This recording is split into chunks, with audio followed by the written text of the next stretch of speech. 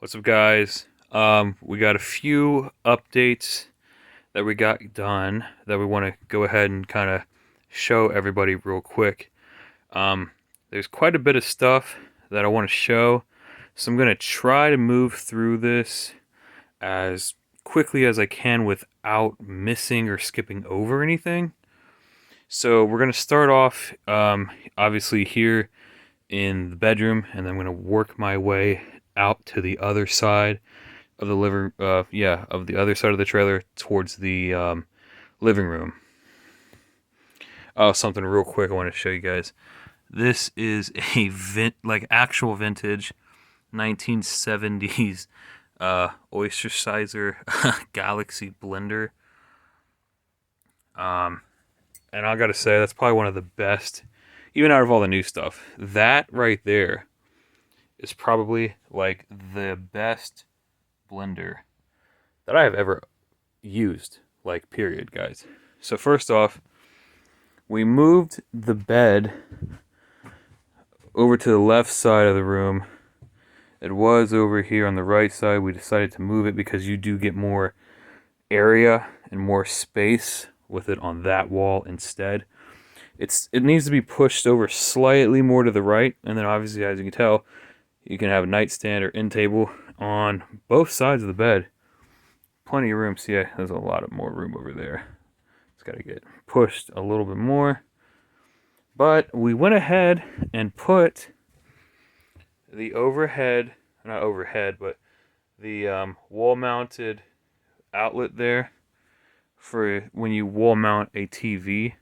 And we went ahead and put an identical one on this wall, also to wall mount a TV. And the reason we did that was if we, for some reason in the future, decide to change the bed location from this wall and put it back over here. So if you put it over here on this wall, you'll have an outlet over there, and vice versa. You'll have the same outlet right there. That door came out quite nice, actually. Pretty nice fit. This is for the overhead hardwired smoke detector. This is the wall-mounted electric heaters that we got going on. As you can tell, it sits inside the wall cavity. Screws to the 2x4. You'll put your drywall up, then you'll take this cover, and the cover will go back on over top of the drywall. Got the identical, same exact one in the bathroom as well. And we have the window over there. Got the smaller window over there.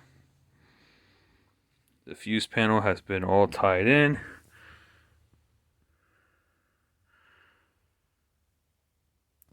Everything's good.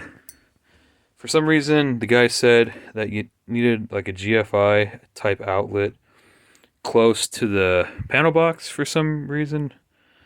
Not sure why, but it's going there, I guess. Got your nail plates, so you don't accidentally screw into that or nail through that and hit the wire or something like that. We'll go to the back of the bathroom sink. So the drain will come down. That's the bottom of the sink. This is the hot and cold supply lines for the sink. And then you got this cutout to the bottom of the cabinet. And then you got a drain. Our drain pipe will actually sit inside of that. It'll make it a lot easier to take it off and remove stuff, because usually it would be, one solid pipe that goes all the way in, and if you had to remove it to service it or something like that, you'd actually have to cut that pipe and actually remove it and then re-glue. But we're going to have it come out, go down into this pipe, and actually be removable. It's going to make it a lot easier on everybody, especially in the future if you have to get in there and change stuff. This is one of the big baseboard heaters. I think they're like 8 foot long, maybe 6 foot. I don't know. Old school. Just an electric baseboard. It's pretty long. Supposed to heat up to 300 square feet. We got one of these out here. And then as you can see in the distance, we got another one out there in the living room. I want to show some stuff out here in the bathroom real quick. So whoever had this trailer before me cut half of this truss off. They literally cut off this left side of this roof truss to put a vent. And I also had to, seal that up as well. And it's sealed correct. Not a single drop when it rains or anything like that. But you do have a brand new roof over top of that anyway, so it wouldn't really leak regardless. So I took some brand new 2x2. So as you can tell, it comes out like this, and it's been cut here. So then I added a 2x2, goes all the way over, and I braced it on both sides. It's screwed in. That's pretty good repair. Actually, it's very solid, doesn't move at all. And they did the same freaking thing over here. This roof truss comes out, and they've cut it for another vent pipe. I don't know. I mean, stupid people exist. There's not much we can do to get rid of them. I mean, TikTok's doing a pretty good job at, product of elimination for the stupidest people in the gene pool. So I guess you got that going for you. So it stops about here. Again, 2x2, runs all the way across, braced on both sides. I'll step back, get a better view. Yeah, there you go. And it's solid, guys. It doesn't move at all. Yeah. We're good to go there. I want to show some cool stuff. So obviously this is going to be where the stackable washer and dryer go. Get your hot and your cold, and your drain for the washing machine. This is where the dryer outlet plug will go. This is the other identical in-wall heater. Again, sits inside the wall. It's exactly the same as the other one, so I'm not going to spend too much time there. This is our water heater. Like I said, it's like a 40-gallon Rheem electric water heater. Comes out here. It's going to get wired in eventually. Got your cold line, your hot line that come out. Not going to connect any of this stuff until drywall's done. Toilet supply line. And then another really nice thing, you come in under here, you open this drawer, and bam, you're going to have an outlet right there. And what that's going to be is, that's going to be a GFI outlet for my heat tape. The electric heat tape for your water lines. It's going to plug in there, it's going to come down, go through that hole, just like those water lines, and it's going to go underneath the trailer, wrap around all the water lines, and keep them from freezing in the winter. You got this wire comes down. It's going to be for the vanity lights. We haven't picked a vanity yet, but whenever you get your mirror with your vanity lights, it's going to hardwire in through here. It's getting there. Outlet's going to go there. Got the window that we had to add.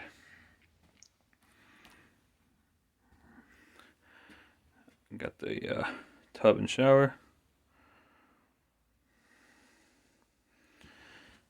So what happens is, this is a copper tube that screws into this frame bracing, and I can show you real quick. So what you do is, you get this to the correct length that you think you need it. After the wall is on, you get the hole drilled in the wall. You'll slide this wall over this tube, and then you'll cut the end of this off because it's solid. And then when that's cut, you'll take your actual faucet, and there's a hole in there with the screw that you tighten on the bottom, and you'll actually slide this over top of this, and it'll slide all the way in to wherever you cut it off at, and that's how your faucet system works. I might just leave that on there. You know what? I'll probably just leave that on there for now. Well, nah. Anyway, cold line over here. Hot line's coming up over here. Cold line comes in. Hot line comes in. This red's technically actually neutral. It comes down and just goes to this. This is the control valve. And this is the line that goes up. And it'll go to the actual shower head. So there is a method to my madness here. Everything has a plan and everything has what it is supposed to do.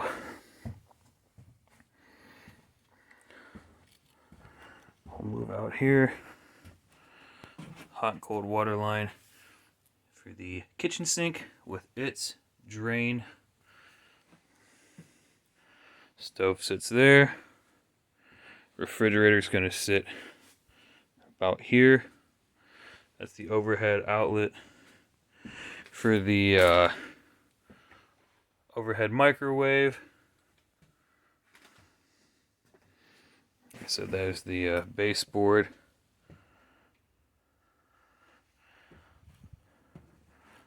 There's the other wall for the other side of the shower. So what I had to do is I had to drill 2 holes into this wall. One for the faucet tube to go through, and the other one for the shower control valve to go through. And after I get those correct, yeah, then I can actually get that installed and get the bathroom finished up. This wire is going out to the outdoor outlet. It's a GFI. Living room window. This one, this control box, this is a lot going on in there. This one comes out and will go to the outdoor porch light. Then they go up, yada, yada, yada, yada, yada. Goes through, connects to those overhead pod lights. There's the other electric baseboard heater. It's not supposed to go there technically. You can wire them either from the left side or the right side. He accidentally wired it from the wrong side. This baseboard's supposed to be sitting underneath the kitchen living room window, whatever you want to call it. So we'll get that fixed whenever. This is the outline of a 75-inch TV. I'll step back here. There's obviously enough room on this wall for a 75-inch TV. And then you have what's going to be her office. Got her, L-shaped desk in here. It's pretty cool looking. Gonna have her computer monitors, everything like that. Front door turned out nice. Here's the couches. Finally got them all cleaned off. Got the couch sitting there with a hideaway bed inside of it. Got this coffee end table. Then beside of the couch, you got the love seat. These are the drawers for this. Got lots of space in here. I had to add in an outlet. So we had this outlet here in the middle. I had to cut this insulation open and I had to drill some holes and feed this wire through because I had to add another outlet for her desk and her monitors and everything to plug into. So I fed this wire into this box. This will wire into these existing wires, and then this will power that one. You know, you're pretty much just splicing them together. And then there it is over here. It's just spliced together. It's just 14-2 wire.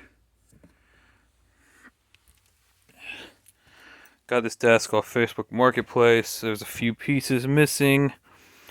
It was like $50. Woman felt bad for all the missing pieces and actually refunded us all the money on the desk. So we pretty much got it for free. So that's interesting. This is, like I said, going to be the kitchen table. It has this center leaf sitting on top of it right here.